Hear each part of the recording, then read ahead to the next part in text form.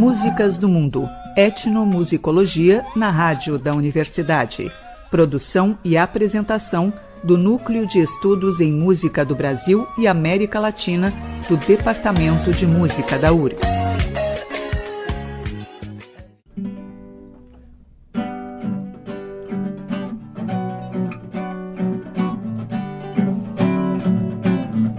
Salve, salve, abre a roda. Somos herês, queremos passar. Somos filhos da diáspora África, sedento das sábias histórias dos mestres griots, cantando e dançando ciranda que zomba. Somos meninos pretos reis, meninas rainhas, Dantaranizinga, descendentes malês, linguagem bambara do deserto Saara. Liberdade e imaginação tem que ter, toda criança tem. Um bicho guerreiro, um bruxo caçador, bolinha de gude, Baiumi quer pra mim. Liberdade e imaginação, hey, toda criança tem. Um bicho guerreiro e um bruxo caçador, bolinha de gude, Baiumi quer pra mim. Boa noite, ouvintes da Rádio da Universidade. Eu sou Pedro Acosta, músico, professor e doutorando em etnomusicologia. Está começando mais uma edição do programa Músicas do Mundo, etnomusicologia na Rádio da Universidade. Coordenação e direção geral, professor Reginaldo Gil Braga e equipe de apresentadores formadas por mestrandos e doutorandos do PPG-MUS e pesquisadores associados. No programa de hoje teremos aqui um bate-papo gostoso aqui com Jorge Onifadê, músico, poeta, integrante do Sarau Negro Supapo Poético, do coletivo Quilombo das Artes e faz parte também da história do Coral do Secune. Além disso, Jorge Onifadê é um dos militantes ativos aí pela implementação da Lei 10.639 nas escolas, também luta aí por cultura e pelas comunidades de terreiro. Boa noite aí, Onifadê, é um prazer te receber aqui no programa Músicas do Mundo. O prazer é todo meu, boa noite. E é sempre bom a gente falar um pouco sobre a nossa negritude, né? Não só agora, nesse mês de novembro, mas que a gente possa conversar e dialogar, não só com os negros, mas também com aqueles que não negros, né? Para que a gente possa ter uma convivência melhor, de mais harmonia, né? Porque o branco também, ele conhecendo a nossa história, ele também vai saber nos respeitar melhor, né? A gente só ama aquilo que a gente conhece, né? Perfeito, Onifadê. Eu gostaria de começar, Onifadê, que tu nos contasse um pouco assim da tua história de vida. E por que esse nome aí, Onifadê? Como que o Onifadê entra aí para os ouvintes da rádio e conhecerem um pouco? Bom, eu também participo sou membro, sou iniciado aqui no Batuque, né? A comunidade de terreiro Iliaxé e Iemanjá, cujo zelador atual é o Babadiba de Iemanjá. E no terreiro, todos os filhos recebem um orocó, ressignificado do seu nome, né? Então, eu ficava ansioso quando eu não tinha, que eu vi que os outros tinham um orocó e tal, eu não tinha. Acho que levou quase 2 anos, né, para eu receber esse orocó. E até que um dia o Babadiba me chamou e teve uma cerimônia, tem todo um cerimonial em cima disso. E aí ele disse, a partir de agora se chama Onifadê, aquele que é de Fá, ou uma tradução mais livre, aquele que vem de Fá. Mas o curioso nisso, muita gente me pergunta, eu também gosto, queria ter um orocó, um nome assim e tal, mas o importante é que a gente tem que fazer por merecer esse nome. Ele tem um significado, mas a partir daí, cada atitude tua, tudo que tu fizer em qualquer espaço, tu tem que ser fiel a esse nome, né? Não deixar que ele seja... O nome não vem pronto, né?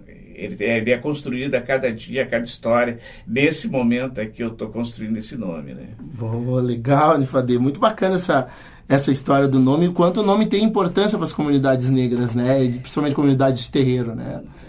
Porque, no caso, o meu sobrenome, que não era o meu sobrenome, Silva, Souza, essas coisas e tal, que era o nome, vamos dizer, proprietários, né, das peças, que como a gente era conhecido, né?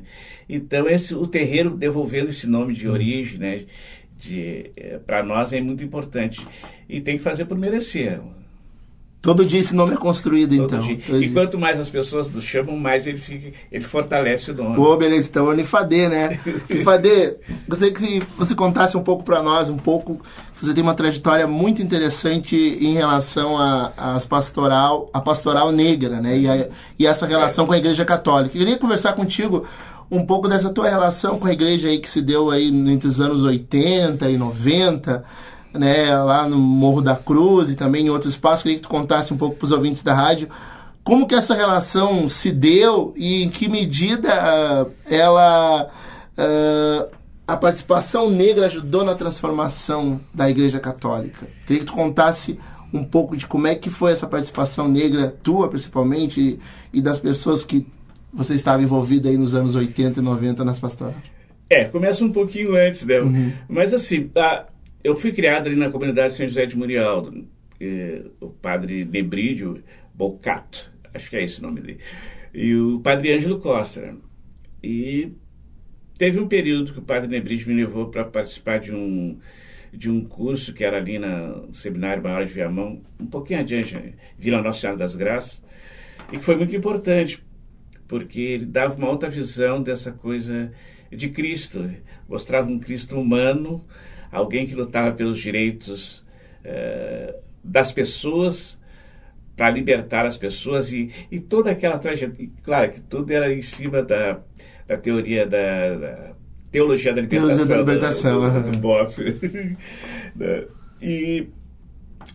E quando eu saí dali, a gente saía assim com aquelas ideias de revolucionar o mundo, mas não tinha essa conotação da questão da negritude étnica. Era mais aquela coisa assim de que o momento que a sociedade melhorar, vai melhorar para todo mundo. Tá? O recorte racial não se tinha ainda. Não se tinha. Isso está falando já nos anos... Isso aí é em 70. Em 70, um pouquinho para trás ainda. Em 70. Uhum.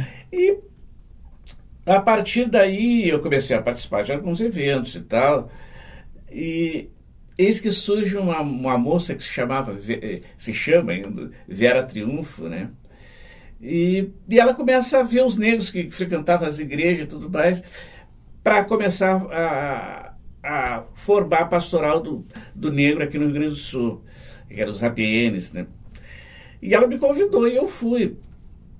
Eu lembro que tinha uma palestra do padre que veio de São Paulo, né? Padre Toninho, que era uma inteligência rara, assim, daquelas pessoas que ensinavam. Como a gente não podia dizer muitas coisas, ele tinha a habilidade de colocar as palavras certas para não ser pego, vamos dizer, pelo regime atual, né? Então, ele foi ensinando isso. Eu lembro que na palestra dele teve uma senhora que disse bem assim, ele falando sobre o sacrifício, o trabalho dos negros. Ela disse, na minha cidade não tem isso, os negros são respeitados. E aí ele, com muita gentileza, com muita categoria, diz bem assim, ai, que bom, então eu vou anunciar para as outras pessoas visitarem a sua cidade, porque certamente eles vão gostar muito de ver os negros gerentes de banco, né?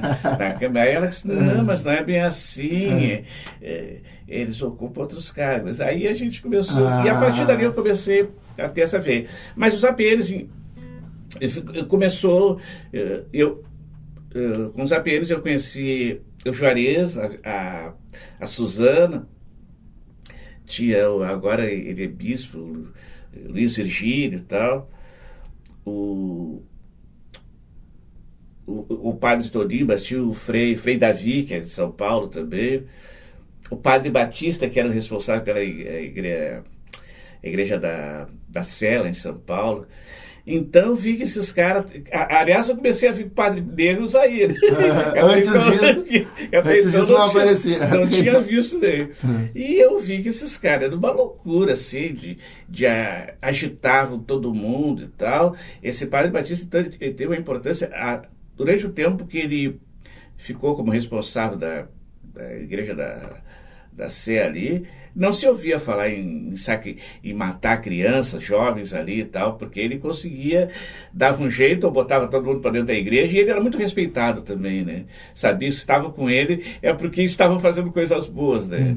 Então, mas eu comecei a ver essa turma toda, e eu digo, pá, que legal isso, né? E assim a gente ficou com os Sapienes, eu acho que eu fiquei uns 2 anos com os Sapienes, mas a gente... Queria mais. A gente queria mais. A gente tinha mais sede, mas a Igreja Católica limitava e tinha razão. Mas os negros, tu acha que os negros que estavam dentro da igreja, eles tinham já uma participação importante na transformação dessa Igreja Católica? Tu sabe que a gente tinha que fazer o texto básico, a construção do texto básico, né? Para em 88 ele ser implementado nas igrejas e tal. Então, eu lembro que eu, de Paula também, nós fomos para São Paulo para fazer alguns hinos, compor alguns hinos e tudo mais, para ser cantado nas igrejas e tal, durante esse período, vamos dizer. E foi interessante que a gente chegou lá e a gente muito afoito, né? E eu lembro que o de Paula fez um hino, né? Que não era bem o hino, não era bem isso que eles queriam. A gente não tinha captado a ideia, né? Sim. E eu não lembro agora, mas eu sei... Nossa Senhora Aparecida, rainha de toda bondade, e o coro comendo, aquela batucada toda. Eles olham assim, não, mas não é bem assim. Não é bem isso que a gente quer. Não é bem essa ideia, tem que ser uma coisa. Aí a palavra negro também não era muito usada, não soava bem. A gente era para ser colocada aquela coisa de que todos somos filhos de Deus e tal, que né, Deus não olha a cor e tal, essas coisas. Então a gente tinha que levar, pela posição também a gente estava num período de exceção e tal, então também as coisas tinham que ser mais ou menos conduzidas dessa maneira, não era tudo... Eu acho que o próprio nome de Centro Ecumênico de Cultura Negra, ele também vem em função disso, que também o ecumênico não era visto assim, com os maus olhos, né? O ecumênico tinha... Não soava tão agressivo. Então, que é esse encontro das religiosidades, né? Então, foi a primeira vez que a gente também começou a ouvir falar em África do Sul, que até então, claro, não se tinha muita informação também, mas aí que a gente ficou sabendo, né, do que os negros da África do Sul passavam e tudo mais e tal, que a gente começou a ter essa troca de informação, né, gente? Pô, legal, Onifadê. Vamos terminar então esse bloco, Onifadê, cantando aí Os Pretos Velhos. Os Pretos Velhos. Os Pretos Velhos, grande canção. Jorge Onifadê. Os pretos velhos reunidos no terreiro vão saudar ao rei Babá. Vovó Maria, Catarina, tia Rosa, vó Ritinha que bem gosta, bota flores de concar. Oxalá, meu pai, papá, pretos velhos a cantar. Oxalá, meu pai, papá, pretas velhas a dançar. Os pretos velhos, quando chegam no terreiro, curam, rezam e dão conselhos e também vem reclamar daqueles filhos que perderam a humildade, dos que vivem sem coragem, reclamando sem lutar. Os pretos velhos, quando chegam no terreiro, curam, rezam e dão conselhos e também vem reclamar daqueles filhos que perderam a humildade, dos que vivem sem coragem, reclamando sem lutar. Oxalá, meu pai, papá, pretos velhos a cantar. À meia-noite, quando a luz está no ponto, preta velha canta um jongo e começa a recordar que apesar da emboscada de porongo, das batalhas dos quilombos, nosso povo vai cantar. À meia-noite, quando a luz está no ponto, preta velha canta um jongo e começa a recordar que apesar da emboscada de porongo, das batalhas dos quilombos, nosso povo vai cantar. Oxalá, meu pai, papá, pretos velhos cantar. Eu sou Pedro Acosta, músico, professor e doutorando em etnomusicologia, e esse é o programa Músicas do Mundo Etnomusicologia na Rádio da Universidade. continuamos nosso bate-papo aqui com o Unifadê, nesse segundo bloco do programa.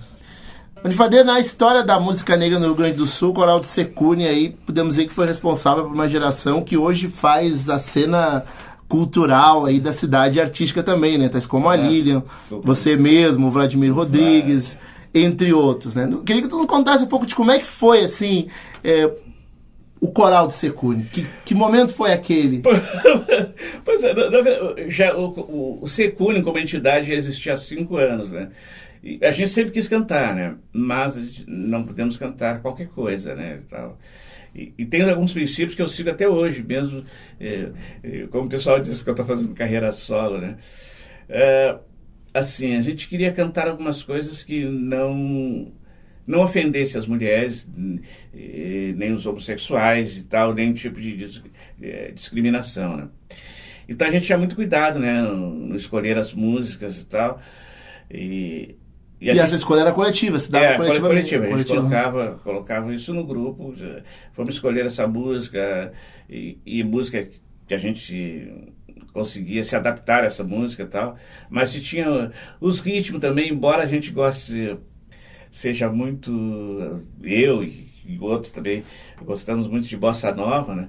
Mas bossa nova era um ritmo que não vinha dessa coisa mais negra mesmo, né? Bossa nova já é uma coisa que nasce ali nessa classe média do Rio de Janeiro e tal, e a gente cria algumas coisas assim. Então, esse ritmo de bossa nova quase que a gente deixou um pouco de lado, né? E buscava essas coisas mais, que hoje o pessoal chama de raiz mesmo, e algumas coisas africanas, né? Então, a escolha foi por isso. Tivemos o primeiro maestro, o André Silva, depois o Laércio, né? E foi assim, a gente começou, acho que durante 19, 20 anos a gente sempre participou da Feira do Livro. A gente teve um... Quanto tempo de quando começou assim a tua entrada e quando teve a tua participação? Eu tô desde o início. Ainda o Coral de Secune, ainda mesmo... Mesmo tu se dando carreira solo... Não, mas hoje eu entendo isso. Na verdade, eu nunca fui um coralista, né? Sim. Eu fui me adaptando, né? Que, na verdade, quando eu entrei pro coral, eu queria tocar algum instrumento. Mas por falta de voz masculina eu fui ficando e tal. Eu não sou exatamente um baixo, né, mas eu fui me adaptando à função e consegui, né, desempenhar, acho que pelo menos razoavelmente. Aquelas vozes graves que precisam coral. Mas eu acho que essa coisa de técnica e tudo mais, a gente aprendeu muito, tal, tanto com o André quanto com o Laércio e tal. O Laércio insistia mais nessa coisa de leitura de partitura e tal, você tem que estudar e tal, pra gente ir pegando mesmo e tal, para facilitar também o nosso trabalho e tal, para ajudar a gravar também. Mas eu tinha essa coisa de querer compor e tal. E suas composições já entravam também no coral ou não? Ou foi entrar... Não, teve um período que nós até começamos a compor e fizemos alguma coisa, mas não vingou muito essa ideia de colocar músicas música nossas. autoral. Não. Era mais canções do cancioneiro popular. E a gente começou, vamos já porque já estava pronta, mais ou menos, o pessoal já conhecia e tal, mas que é essa coisa de arriscar, né? Sim. E quando tu faz uma música, tu não sabe, tu pode até gostar, mas tu não sabe como é que o público vai... Sim. E o que tinha nesse repertório aí, Unifadê? Pois tinha...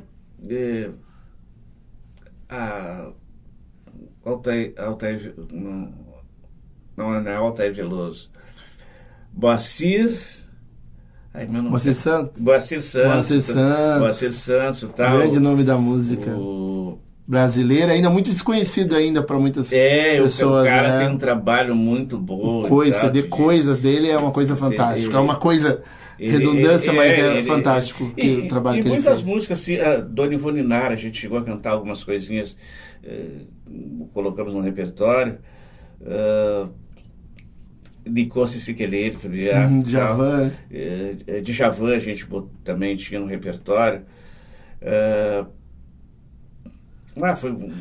Tinha muita coisa assim. E como é que era o público? Como o público, a recepção do público, como é que é? O público sempre gostou muito, gostou. né? A gente Porque pelas fotos que se tem, tinha uma roupa, tinha toda uma... Tinha uma equipe ali. A roupa começou depois, aquela estética? Não, a gente... Ou já começou assim? Porque tinha a Vera que sempre liderava ela, a Suzana, tinha mais... E no fim, as mulheres em si se reuniam e vamos organizar as roupas e tal, e pensar. Ela sempre pensava mais nela. Depois a gente viu. Vamos ver o que vou botar nisso. Mas normalmente elas botavam os coloridos e tudo mais. Depois, os homens uma calça preta. Bota uma calça preta aí e tal. Sim. Mas a Vera tem essa coisa muito de habilidade, de cuidado. Elas sempre tiveram isso e tal. A Suzana muito preocupada com os detalhezinhos, aquele outro e tal, o que vamos botar aqui. Então tinha muito disso, né, da gente... E a Vera fazia muita pesquisa também de qual é o grupo étnico africano tal, que usava a roupa tal, a cor tal. Tinha toda uma criação estética também. Tinha interessante. Para poder montar o repertório. Então, Unifade, vamos ouvir mais uma música então? Odoiá.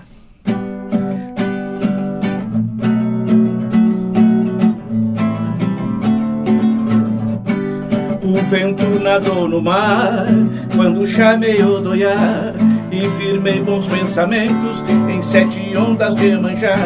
O vento nadou no mar, quando chamei Odoiá, e firmei bons pensamentos em 7 ondas de Iemanjá. Odoiá, Odoiá, Odoiá, Odoiá. Espuma branca na areia, é recado do Oxalá. Se o seu barco for ligeiro, vai trazer ouro do mar. Alto mar também é casa, é abrigo de Oxalá. Alto mar também é casa, é abrigo de Oxalá. Odoiá, Osiabá, Odoiá, Odoiá, Odoiá. Lua cheia na aldeia é só prece e oração. Quem tem hora pra partir, pra voltar não tem mais não. Lua cheia na aldeia é só prece e oração. Quem tem hora pra partir, pra voltar não tem mais não. Odoiá, Osiabá, Odoiá, Odoiá. Eu sou Pedro Acosta, músico, professor e doutorando em etnomusicologia, e este é o programa Músicas do Mundo, Etnomusicologia na Rádio da Universidade. Continuamos nosso bate-papo aqui com Unifade. Unifade, eu gostaria que tu falasse um pouco aí da sua produção, mais ligadas aí à questão da literatura negra, né? A sua produção poética e musical aborda temas raciais e pelo que eu pude, assim, fazer uma leitura, de alguma maneira direta e muitas vezes indiretamente, ele toca, né, em questões, assim, raciais que são muito importantes. Eu queria te fazer uma colocação aí, que é de te perguntar se, às vezes, esse rebuscamento da literatura negra, isso ajuda na aproximação do leitor, na medida em que ele tem que buscar outras fontes para compreender aquela poesia, que ela não se dá muitas vezes de forma direta, mas que ela vem numa linguagem subentendida, né? Mas precisa se buscar entender. Eu queria te perguntar se tem um tempo para pro poeta, pro leitor poder saborear a poesia, digamos assim, usando uma metáfora para poder compreender. Que tempo é esse? Tu acha que o poeta precisa pensar nisso? Ou... Na verdade, eu gosto muito de trabalhar em cima de temas que estão no momento, né? Uma coisa que eu aprendi com o professor Cuti, né? Um dos projetos do Secunes, que foi uma parceria com a Unicinos, né? Que foi a Universidade Livre, e que o Cuti... Eu estava lendo um livro, eu e a Graça, Maria da Graça, né? A gente estava lendo um livro da Helena Teodoro, e que a gente queria fazer um trabalho sobre as mulheres negras, né? E quando no bloco no semestre que o Cuti veio dar aula, ele começou a falar de literatura e eu me apaixonei, né? Pelas técnicas. E principalmente que ele diz assim, tem coisas que às vezes tu não precisa dizer que tu está falando sobre aquilo, né? Mas todo mundo entende, né? E ironia foi uma delas, né? Que eu prestei homenagem para amigos nossos, porque a finalidade era falar de gente daqui, de gente que está produzindo muito aqui no Rio Grande do Sul e basicamente em Porto Alegre, né? Que é o Paulo Correia e as entidades também, né? Sim. Então eu começo assim, eu vou fazer essa poesia aqui. O pessoal conhece mais por Quem Mandou Matar Zumbi, mas o título é Ironia. Diz, quem mandou matar Zumbi? Quem mandou persegui-lo? Agora ele anda por aí, zumbizando todo mundo. Já foi visto pintando quadros e paredes, dizem até que com um braço só, esculpindo coisas maravilhosas, mesmo aleijadinho. Quem mandou persegui-lo? Ele, bem feito, agora ele fugiu. Foi visto no Supremo Tribunal Federal, frequentando e dando aula nas universidades. Aqui no Porto dos Casais, tá virando moda. É o Coral do Secura, é o Supapo Poético, é o Afro-Sul, o Domodê, Negra Aldeia, Congado Samba. Tudo, como diria o nosso professor Oliveira Silveira, e o diabo a quatro. Quem mandou matar Zumbi? Não seria melhor tê-lo deixado lá na Serra da Barriga? Ele só queria ser livre com seu povo, tocar os seus tambores, dançar, plantar, colher e dormir em paz. Ele só queria fazer desse país uma república federativa. Por causa de suas perseguições, ele anda soprando nos ouvidos dos seus amigos, parentes e simpatizantes que eles têm que lutar pelos seus direitos. Sim, porque deveres nós já temos até demais. Quem mandou amordaçar Anastácia? Agora é Elisa Lucinda, a poetisa, não para de escrever. Petronília Beatriz Gonçalves Silva, um nome pomposo, digno de uma doutora. É tanta gente que eu acho que eu estou delirando. Deve ser delírio desse preto velho.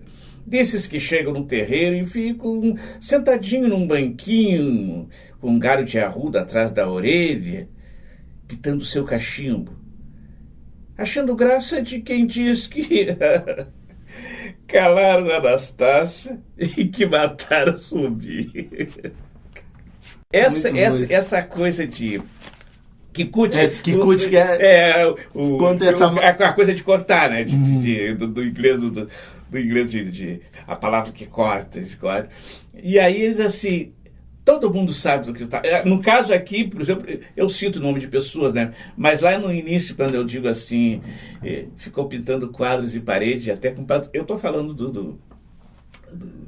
do Paulo Correia e tal. Mas essa coisa ficou gostosa, porque o pessoal entende. Sabe de quem é que eu estou falando, sabe?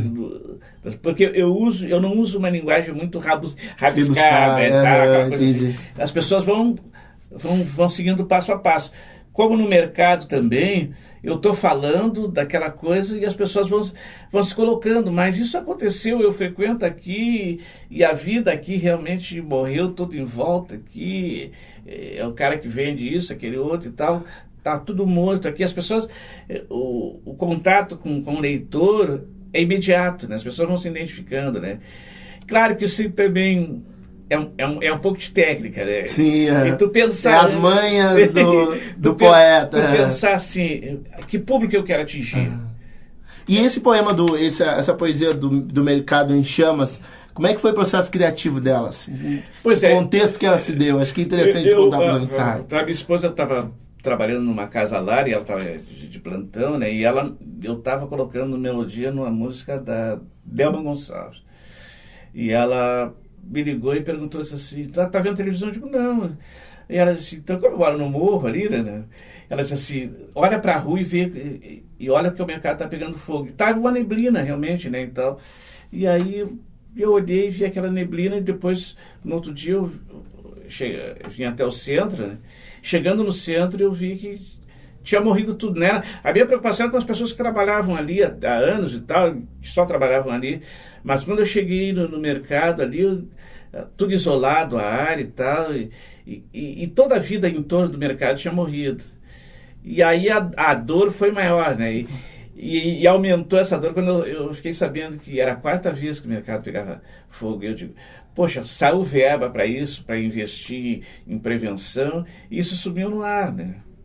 E a poesia retrata bem isso. Pode fazer ela pra gente, Normalmente eu sei de cor, mas não, vou ler aqui. Eu começo falando assim: sábado à noite, eu não sei ao certo se chovia ou se era só uma neblina. Lá do alto do morro dava para ver labareda, fumaça, até o chalé da praça ficou sem graça, o povo correndo, gritando, querendo entender onde todos os caminhos se cruzam de Bará ao Xalá. O nosso mercado não pode queimar. Manda chuva, mamãe, manda chuva.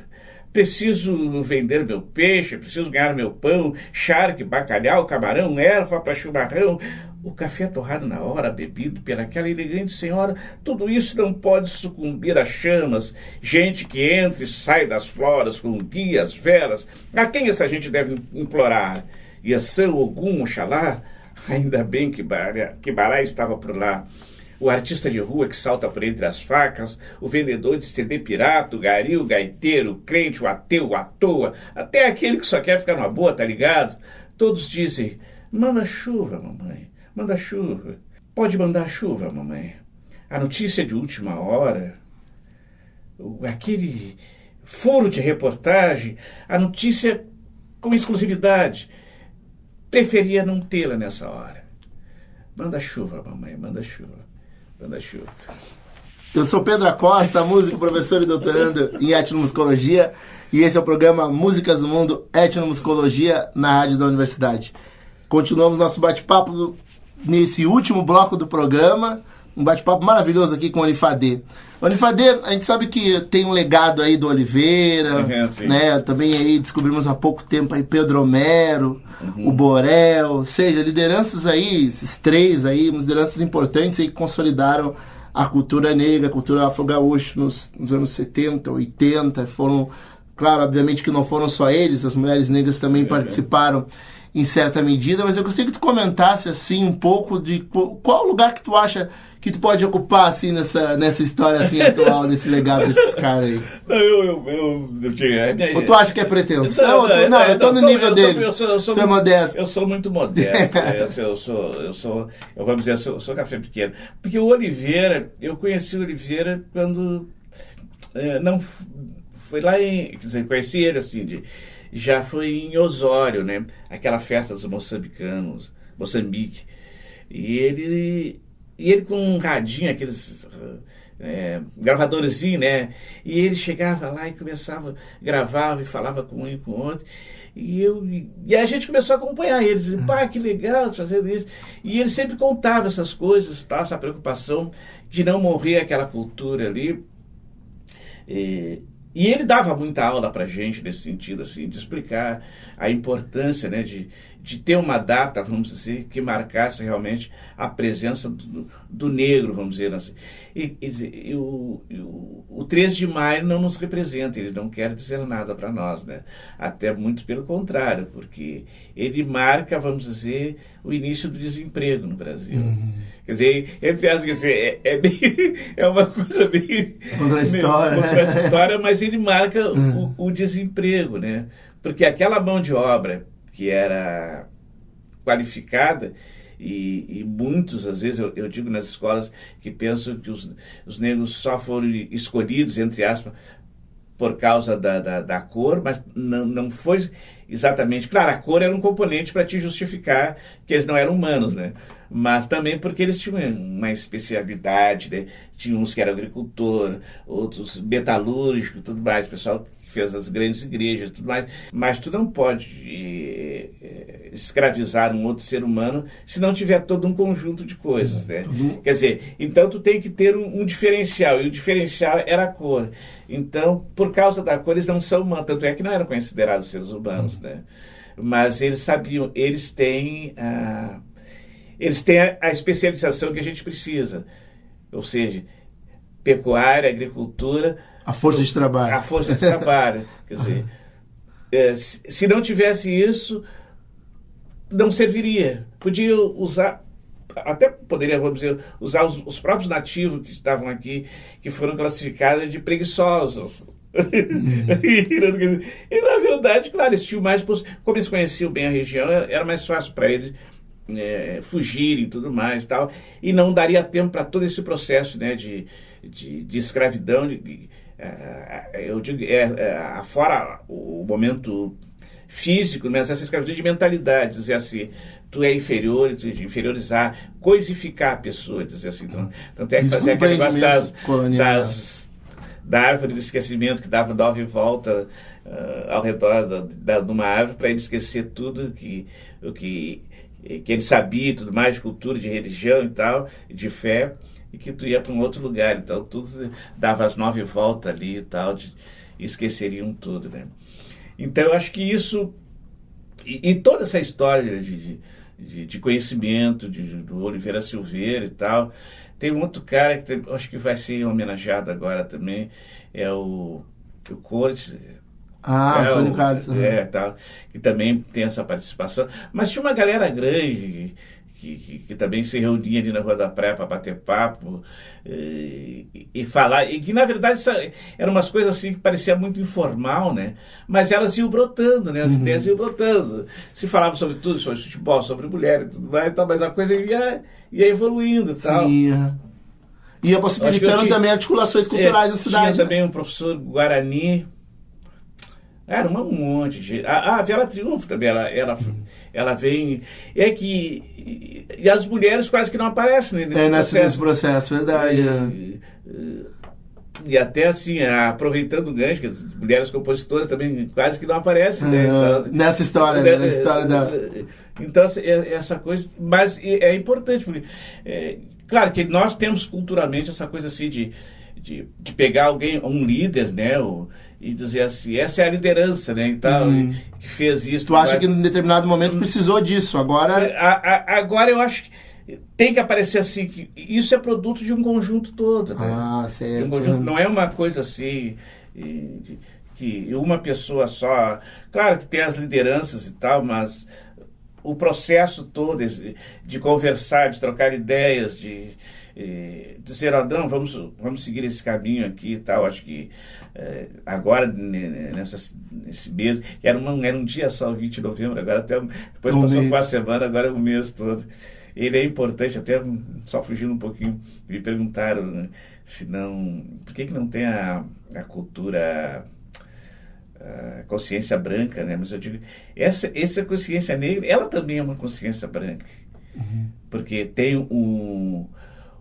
para o negro, ele tem essa coisa de parar para reverenciar os seus heróis, as suas heroínas, mostrar a sua cultura para a mídia, botar para fora, porque não ficar só aquela coisa entre nós, né? Mas a gente...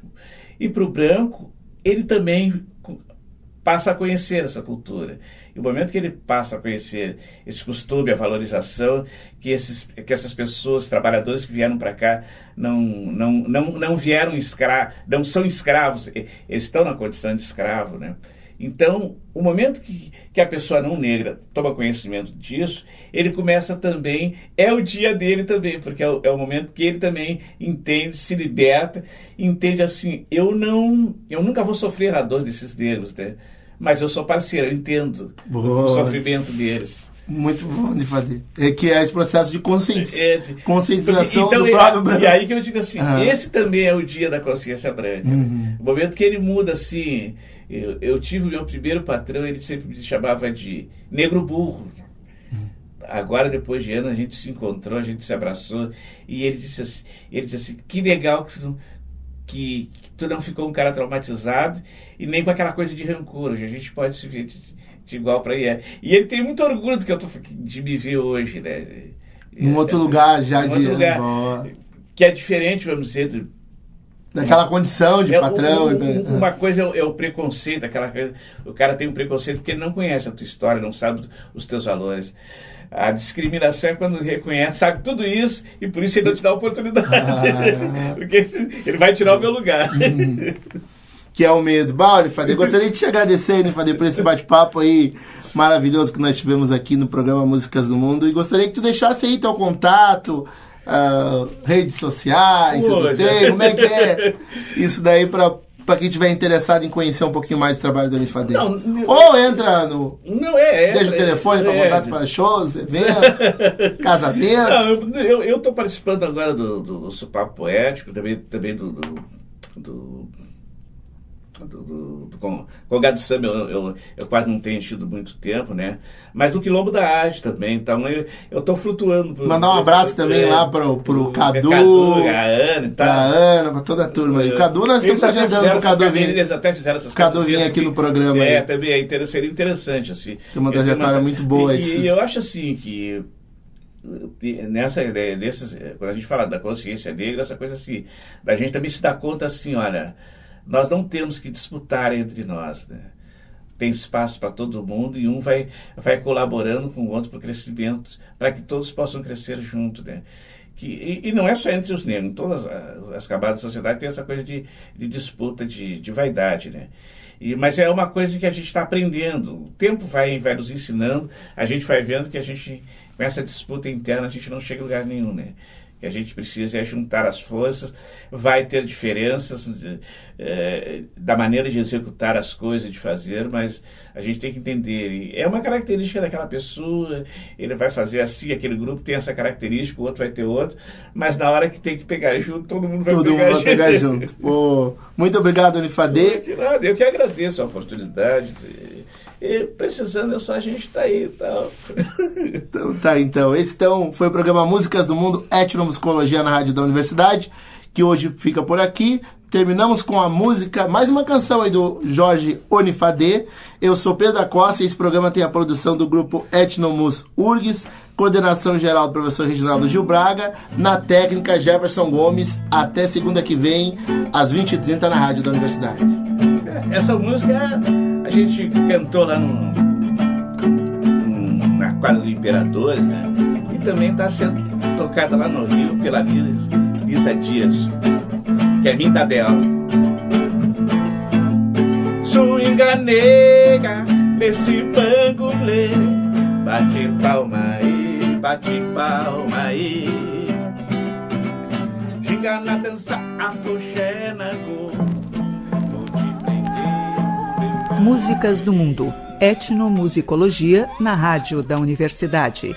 Produção e apresentação do Núcleo de Estudos em Música do Brasil e América Latina do Departamento de Música da URGS.